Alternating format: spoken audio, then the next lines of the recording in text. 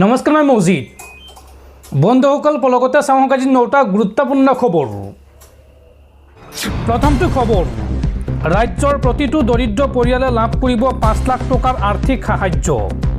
এই সুবিধা পাবলৈ আজিয়েই কৰক আবেদন। এই সন্দৰ্ভত চৰকাৰৰ বৃহৎ ঘোষণা।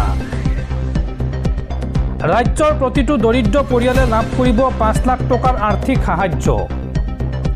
আপুনিও পাব ৰাজ্য চৰকাৰৰ 5 লাখ টকাৰ এই অৰ্থ সাহায্য।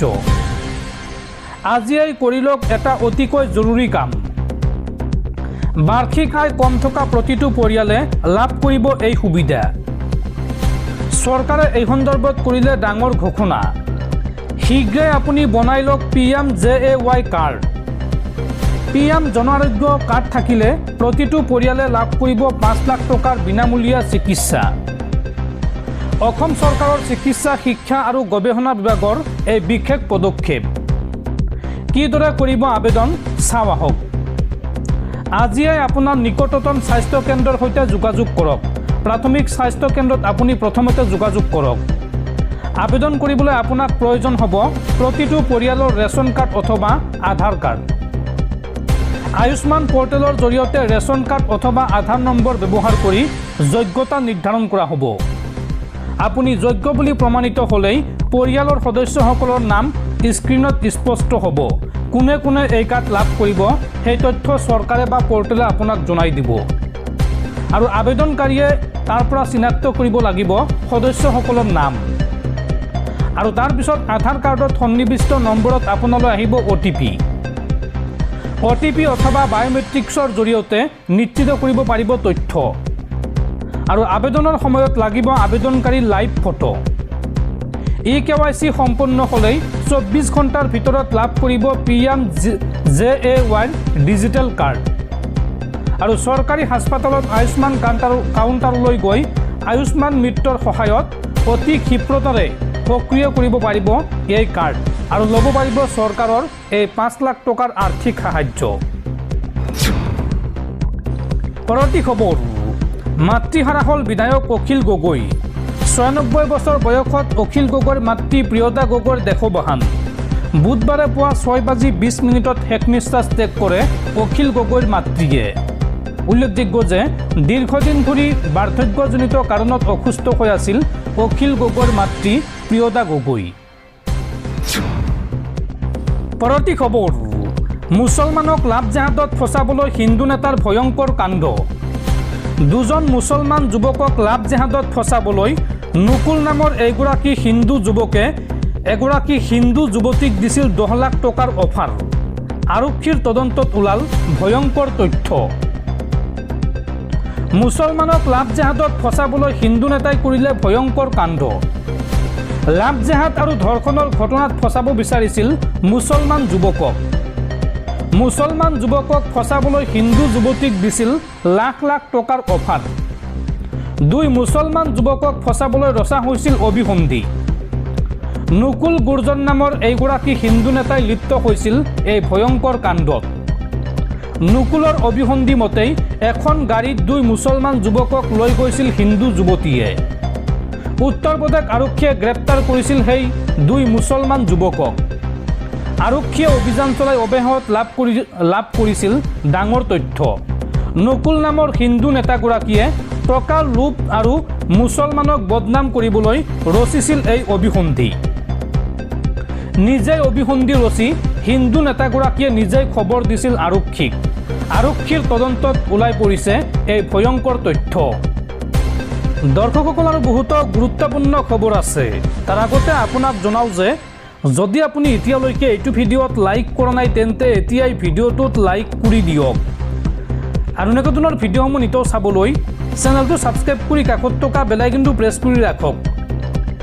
পৰৱৰ্তী খবৰ, জুবিন গাৰ্গৰ ৰহস্যজনক মৃত্যুৰ গোচৰক লৈ ডাঙৰ খবৰ।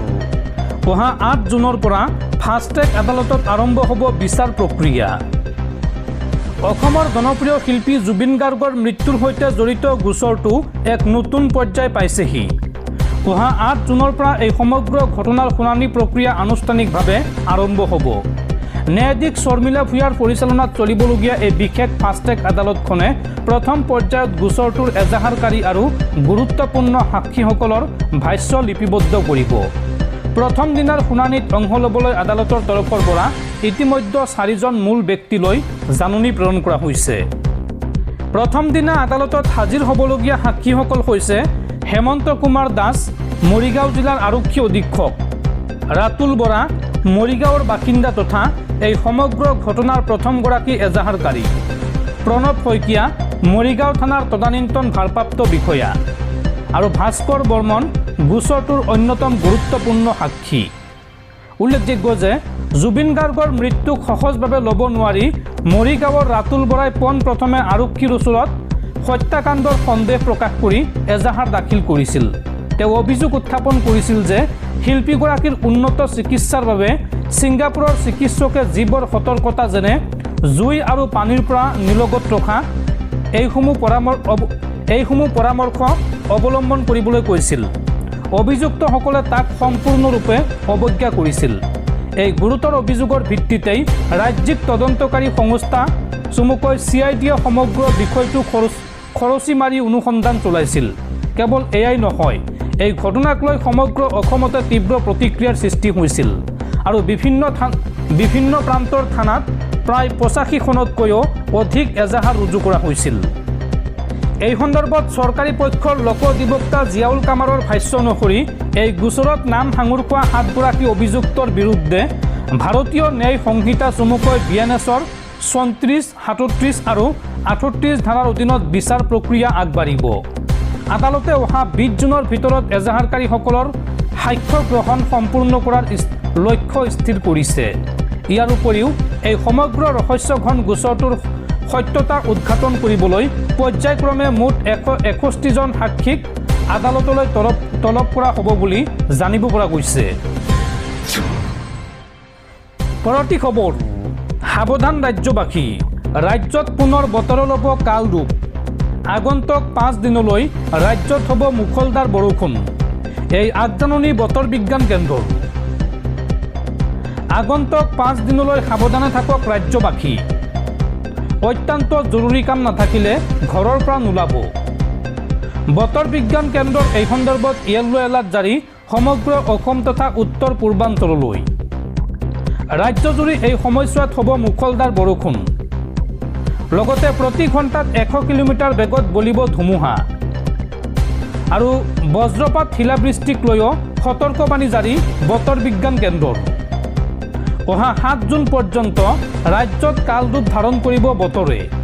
এই আগজাননী বতৰ বিজ্ঞান কেন্দ্ৰৰ। পৰৱৰ্তী খবৰ, কৰ্ণাটকৰ মুখ্যমন্ত্ৰী হিচাপে শপত গ্ৰহণ DK শিৱকুমাৰৰ। সিদ্ধাৰামায়াৰ পদত স্থলাভিষিক্ত হ'ল DK শিৱকুমাৰ। কৰ্ণাটকৰ 25 সংখ্যক মুখ্যমন্ত্ৰী হিচাপে শপত গ্ৰহণ DK শিৱকুমাৰৰ। কংগ্ৰেছ নেতা ৰাহুল গান্ধী আৰু মল্লিকাৰ্জুন খাৰ্গেৰ উপস্থিতিত অনুষ্ঠিত হয় এই শপত গ্ৰহণ অনুষ্ঠান।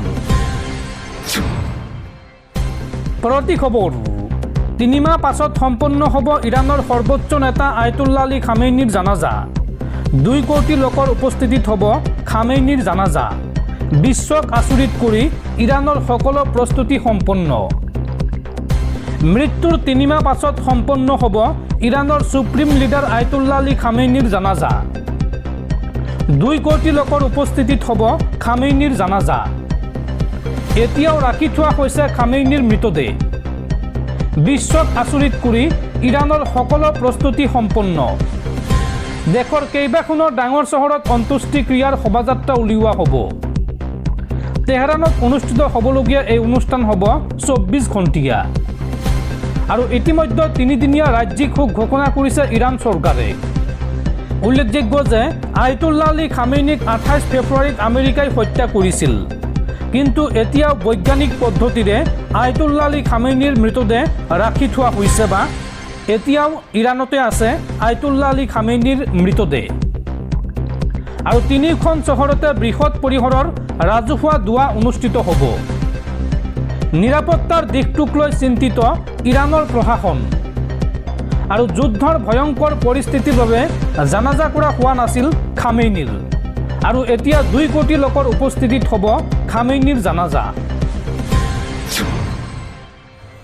পৰৱৰ্তী খবৰ, বিধানসভাত বিৰোধী দলপতিৰ আসন হেৰুৱালে পশ্চিমবংগৰ প্ৰাক্তন মুখ্যমন্ত্ৰী মমতা বেনাৰ্জীয়ে।